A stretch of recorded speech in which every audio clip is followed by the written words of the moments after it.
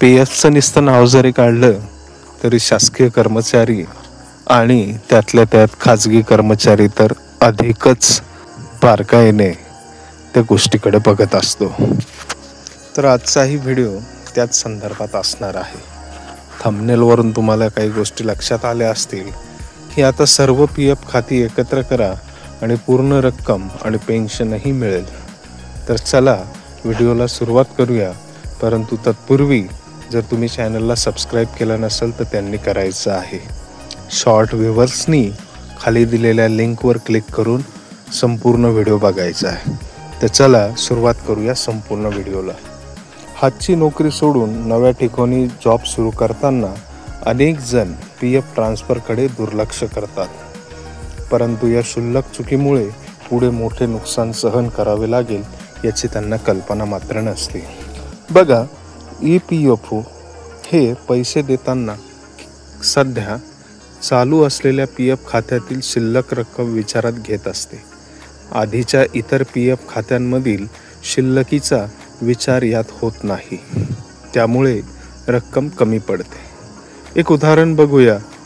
विवाहासाठी नियमानुसार पीएफमधून 50% पर्यंत रक्कम काढायची असेल तर काय अडचणी येतील. वेगवेगळ्या खात्यांमधील पीएफ शिल्लक किती, तर नोकरी 1 10 लाख, नोकरी 2 मध्ये 5 लाख आणि सध्याची नोकरी सुरू आहे त्याच्यात 1 लाख आहे असे आपण मानू. या आधीच्या खात्यांमध्ये कितीही मोठी रक्कम असली तरी त्याचा विचार केला जात नाही. त्यामुळे आता ह्या केसमध्ये आपल्याला किती पैसे मिळतील.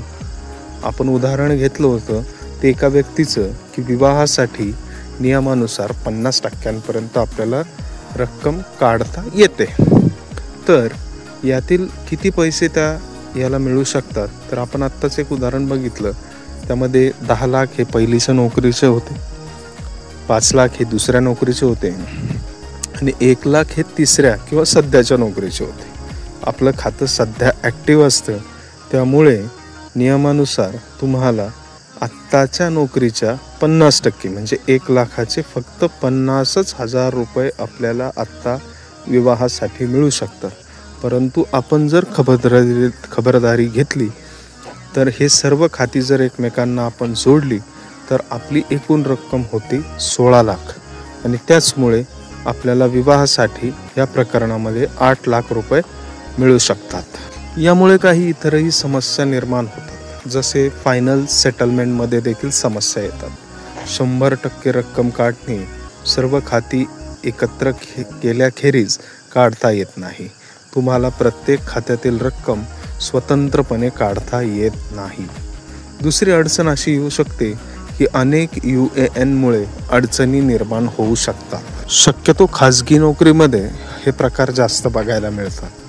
माणूस जिल्हा बदलून दुसरीकडे जातो किंवा त्याच जिल्ह्यात जरी दुसरीकडे गेला तर सरळ नवीन आधार पॅन देतो आणि नवीन UAN बाबत विचारणा करतो आणि तिथेच गोष्टी विस्कटायला सुरुवात होते. बघा, अनेक UANमुळे काय होऊ शकतं, तर एकत्र न केलेल्या अनेक खात्यांचा UAN क्रमांक वेगवेगळा असतो.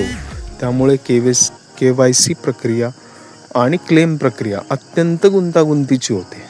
त्यामुळे ही सर्व खाती एकत्र करणे हे कधीही चांगले आणि योग्य पर्याय ठरणार आहे. आता हे झालं नोकरी सोडत असतानाच्या वेळी. परंतु तिसरा मोठा जो मुद्दा येतो तो आपलं सर्व सर्व्हिस संपून जाते आणि तिसरा टप्पा जो असतो आपला तो पेन्शन संदर्भातला. पेन्शनमध्ये खाती एकत्र न केल्याने सेवा कालावधी सलग गृहीत धरला जात नाही. निवृत्ती वेतन मिळण्यासाठी 10 वर्षांची सलग सेवा आवश्यक असते.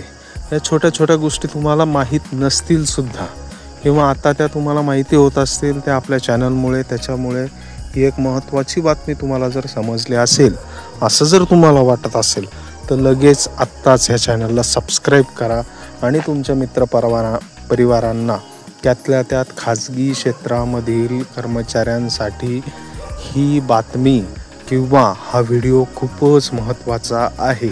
बऱ्याचदा आपल्याला ह्या गोष्टी माहिती नसतात. आता ऑनलाईन PF ट्रान्सफर करण्यासाठी नेमकं करायचं काय? तर EPFO सदस्य पोर्टलवर लॉग इन करायचं आहे. त्यामध्ये UAN पासवर्डचा वापर करायचा आहे. लॉग इन केल्यानंतर दुसरी स्टेप आहे ती बघायची आहे पुढे. हे तेव्हा शक्य होते जेव्हा UAN ची KYC पूर्ण केलेली असेल, तरच तुम्ही लॉग इन करू शकता. पुढे ऑनलाईन सर्व्हिसेस यावर क्लिक करायचे आहे. ही आपली तिसरी स्टेप असणार आहे. चौथी स्टेपमध्ये 1 मेंबर 1 EPF अकाउंट ट्रान्सफर रिक्वेस्टची निवड आपल्याला करायची आहे. ज्या नोकरीतील PF ट्रान्सफर करायचा आहे तो नियोक्ता निवडायचा आहे. त्यानंतर सध्याच्या व मागील नियोक्ता म्हणजे ज्याने आपल्याला नियुक्त केले, म्हणजे कंपनीचे नाव. जो तुमचा दावा प्रमाणित करणार आहे त्याला आपल्याला निवडायचा आहे. नंतर पुढे OTP व्हेरिफिकेशन करून ट्रान्सफर रिक्वेस्ट सबमिट करायची आहे. पुढील काही दिवसांमध्ये तुम्हाला त्या संबंधीचा मेसेजही येईल किंवा तुम्ही ऑनलाईन पोर्टलवर चेकही करू शकता.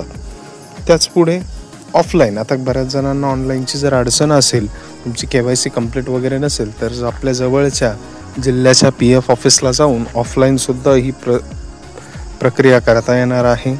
त्यासाठी नियोक्त्याशी तुम्हाला मात्र संपर्क करावा लागेल. म्हणजे तुम्ही आधी जिथे काम करत होतात त्या पहिल्या कंपनीशी तुम्हाला संपर्क करायचा आहे. त्यांच्याकडे फॉर्म 13 भरून द्यायचा आहे.